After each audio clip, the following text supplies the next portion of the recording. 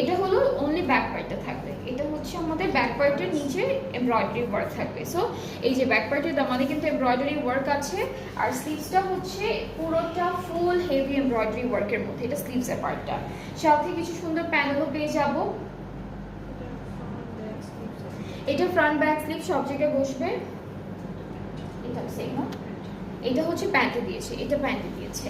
And এই ড্রেসটার সাথে আমরা খুব সুন্দর সিল্কের দুপাট্টা, খুব সুন্দর একটা সিল্কের ডিজিটাল প্রিন্টেড দুপাট্টা পেয়ে যাচ্ছি।